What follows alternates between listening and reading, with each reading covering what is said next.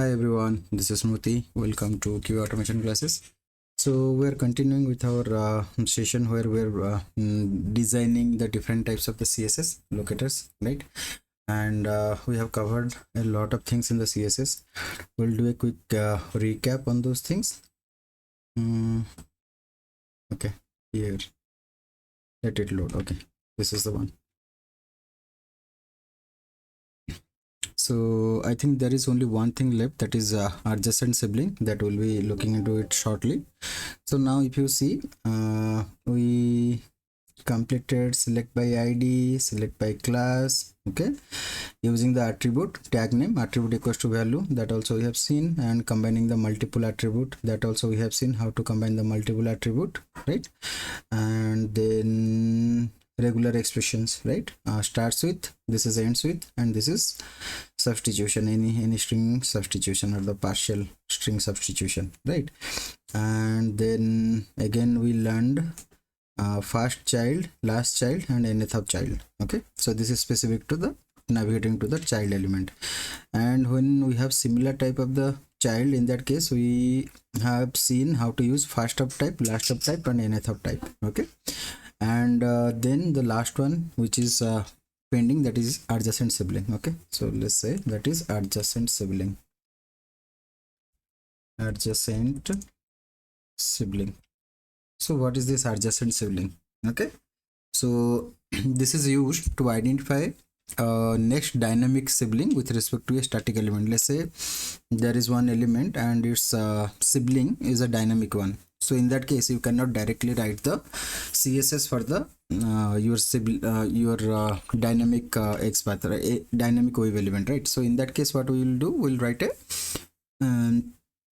we'll write the CSS for the static element, and then we'll, through this adjacent sibling, we will try to navigate to the sibling. Okay, so basically how it will work like we have to identify a unique wave element, and then we can use the plus symbol and the HTML tag to identify the next wave element. Okay, so maybe let's go to insight and we can see. Okay, so let's say demo blaze or something, we can go to the any site. Okay, demoblaze.com,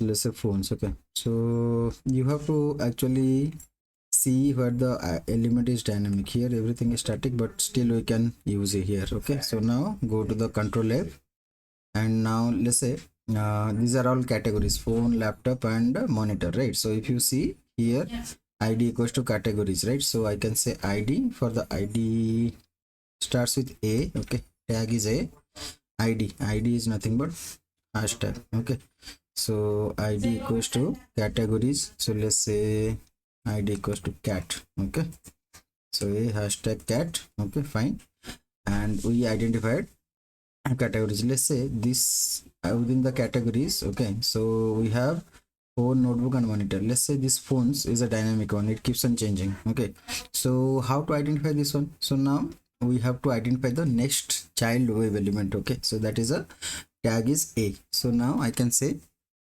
it will start by the a, right? So now I have to use the what we said. So in order to use it, we can use the plus symbol, right? Plus symbol and then the next tag. Okay, next tag is a. So now if you see, the mobile is getting selected here, right? So this is how you write the adjacent sibling. Okay, control C, let's go here, adjacent sibling. Okay, adjacent sibling. Okay, so this is the way you write the adjacent sibling. Okay, and let's say one more quickly, we'll check one more, and let's say go to the orange HRM again. Okay, yesterday we have seen orange HRM, so orange HRM,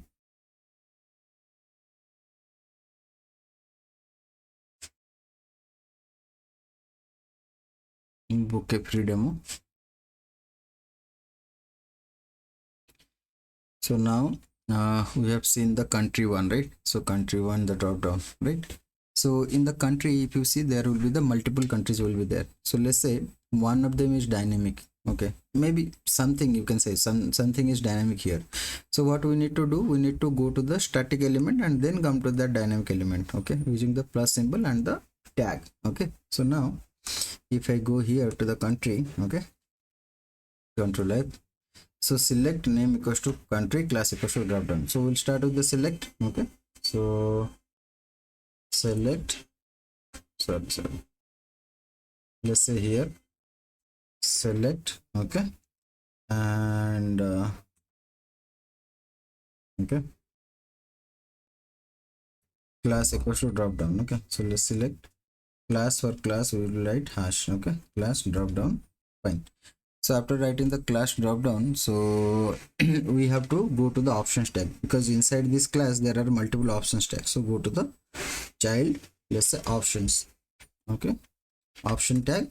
After going to the option tag, okay, so we have to select a particular value. Okay, so let's say value equals to, let's say Albania. I want to write for this Albania. So if I say Albania,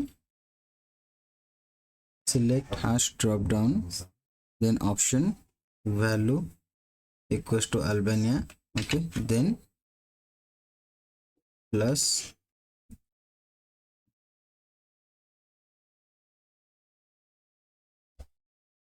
so select hash drop down, sorry, so this is a class, my bad. It's not ID. My bad. Just make it select dot drop down. Okay, so because for sorry, this is the class we are trying, right? Class is always dot, hash is for the ID, my bad. Okay, so select dot drop down and then go to the option value is equal to Albania. So we are up to here, we are selecting the Albania.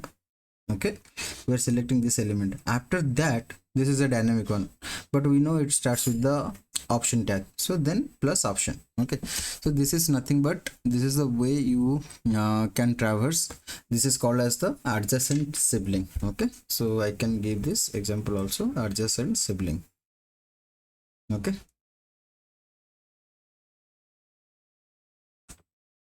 fine. Okay, adjacent sibling.